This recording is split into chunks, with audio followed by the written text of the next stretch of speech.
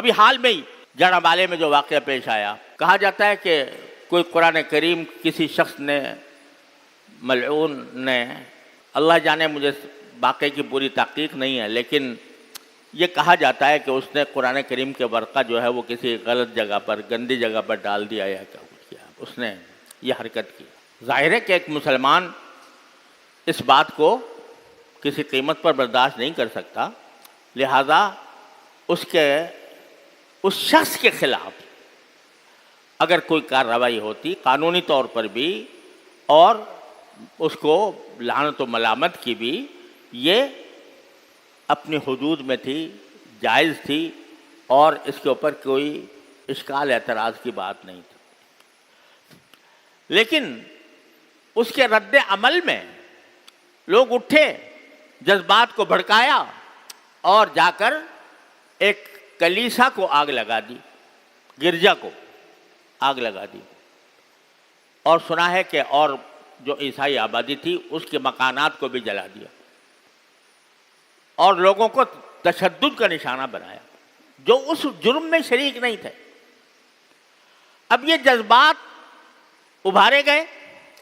اور ان جذبات کی رو میں آ کر اندر سے ہو سکتا ہے کہ وہ دینی جذبہ ہی ہو، یہ بھی ہو سکتا ہے کہ کسی دشمن کی سازش ہو اور دشمن کے لوگ آ کر مسلمان کو، اسلام کو، پاکستان کو بدنام کرنے کے لیے انہوں نے یہ سب کچھ کیا ہو۔ لیکن ہو سکتا ہے کہ کسی کے دل میں یہی جذبہ ایمانی آیا ہو کہ ابھی میں اپنے سامنے قرآن کریم کی توہین دیکھ رہا ہوں تو پھر مجھے اس کا بدلہ لینا چاہیے اور پوری عیسائی کمیونٹی سے لینا چاہیے۔ اب یہ جذبہ تو ہو سکتا ہے درست ہو، لیکن یہ طریقہ کسی طرح بھی اسلام کے شایان شان نہیں، اسلام کے احکام کے مطابق نہیں۔ اسلام نے مسلمان ریاست میں اگر جو غیر مسلم رہتے ہیں ان کو پرامن طریقے سے جو لوگ رہتے ہیں ان کے جان، مال، آبرو کا تحفظ، یہ اسلام نے اس کی گارنٹی دی ہے۔ وہ اپنی عبادت گاہوں میں عبادت کرنے میں آزاد ہیں اور ان کو اس پر کوئی روک ٹوک اسلامی حکومت نہیں کر سکتی۔ یہ نبی کریم سرور دو عالم صلی اللہ علیہ وسلم نے فرمایا کہ اگر کسی ایسے غیر مسلم کو جو ہمارے ساتھ معاہدے کے ساتھ رہ رہا ہے، اس کو اگر کوئی شخص، اللہ تعالیٰ نے اس کے جان و مال کی، زندگی میں اس کے جان و مال اور آبرو کی حفاظت کا ذمہ لیا ہے، جو شخص اس ذمہ داری کو جو اللہ نے لی ہے اس کی بے حرمتی کرے گا، یعنی کسی غیر مسلم کو جو پرامن شہری ہے اگر کوئی نقصان پہنچائے گا اس کی جان کو، اس کے مال کو، اس کے آبرو کو، تو فرمایا کہ وہ جنت کی خوشبو بھی نہیں سونگے گا وہ شخص، فلا یرح رائحۃ الجنہ، وہ جنت کی خوشبو بھی نہیں سونگے گا، کیونکہ اللہ تعالیٰ نے جو غیر مسلم شہری ہیں ان کو اس بات کی اجازت دی ہے کہ وہ اپنے مذہب کے مطابق عبادت کرنے میں آزاد ہیں۔ حضرت فاروق اعظم رضی اللہ تعالیٰ عنہ نے پورا ایک عہد نامہ، جب بیت المقدس فتح ہوا تو اس وقت پورا عہد نامہ ایک لکھا تھا، اور اس عہد نامے کے اندر آپ نے یہ سارے غیر مسلموں کے حقوق اس میں بیان فرمائے تھے۔ ایک مرتبہ حضرت فاروق اعظم رضی اللہ تعالیٰ عنہ ایک شخص کے پاس سے گزر رہے تھے جو یہودی تھا اور وہ بھیک مانگ رہا تھا، تو آپ نے پوچھا بھائی بھیک کیوں مانگتے ہو؟ کہا کہ بھائی کہ میرے پاس پیسے ہی نہیں ہیں، میرے پاس اتنے گزارے کے لائق پیسے نہیں ہیں، میں کیا کروں اور کوئی میرے پاس راستہ نہیں۔ تو آپ نے حضرت فاروق اعظم رضی اللہ تعالیٰ عنہ نے فوراً فرمایا کہ ہم نے اس کی جوانی جو ہے اس سے ہم نے فائدہ اٹھایا، جوانی میں وہ جزیہ دیا کرتا تھا، اب ہمارے لیے یہ بہت بڑا ظلم ہے کہ اس کے بڑھاپے میں ہم اس کو تنہا چھوڑ دیں، چنانچہ فوراً بیت المال سے اس کا وظیفہ جاری کروایا، اور جب شہادت پائی حضرت فاروق اعظم رضی اللہ تعالیٰ عنہ نے، زخمی ہو چکے تھے اور شہادت کا وقت، موت کا وقت قریب تھا، تو جو بہت سی وصیتیں لوگوں کو فرمائیں، ان میں سے ایک وصیت یہ تھی کہ جو غیر مسلم تمہاری مملکت میں موجود ہیں، جن کے ساتھ ایک معاہدہ ہے، تو ان کا خیال رکھنا،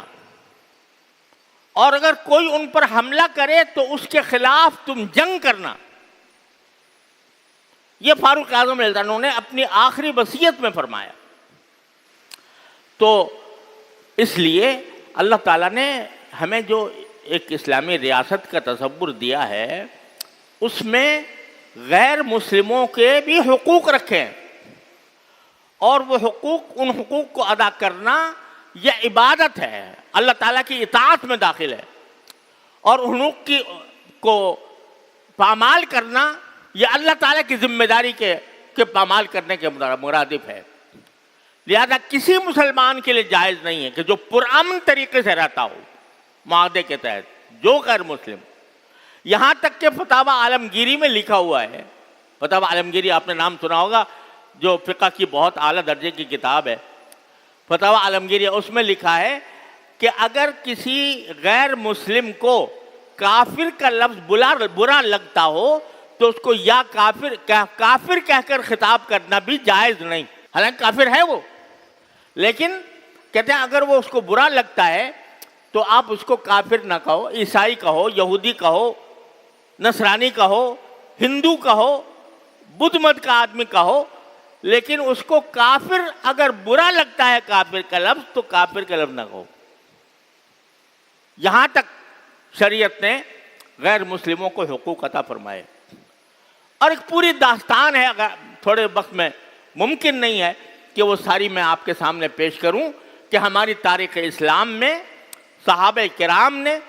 تابعین نے، اسلامی حکومتوں نے، اسلامی ریاستوں نے غیر مسلموں کی جان، مال، آبرو کا کس طرح تحفظ کیا ہے۔ لیکن چونکہ علم نہیں ہے، جذبات ہیں لیکن علم نہیں، تو اس کا نتیجہ یہ ہے کہ ہم ان جذبات کا اظہار بھی شریعت کے دائرے سے ہٹ کر ہو جاتے ہیں۔ جذبات، دینی جذبات بہت اہمیت کے حامل ہوتے ہیں، اور وہی دینی جذبات ہیں جو انسان کو اللہ تعالیٰ کی اطاعت پر آمادہ کرتے ہیں، لیکن اگر وہ علم کے بغیر ہوں، صحیح علم کے بغیر ہوں، تو وہ جذباتیت بعض اوقات بجائے فائدہ پہنچانے کے نقصان پہنچا دیتی ہے۔ چنانچہ ایک مزاج جذباتی یہ بن گیا کہ جو ذرا جذبات کو ابھارے، اشتعال انگیزی کرے، اس کے ساتھ لوگ لگ جاتے ہیں۔ یہ پتہ نہیں کہ وہ ہمیں صحیح راستے پر لے جا رہا ہے یا غلط راستے پر لے جا رہا ہے، وہ ہم شریعت کے دائرے میں کام کرنے کے لیے لے جا رہا ہے، شریعت کے خلاف کام کرنے کے لیے لے جا رہا ہے۔ تو جذبات کی رو میں بہہ کر وہ دین کے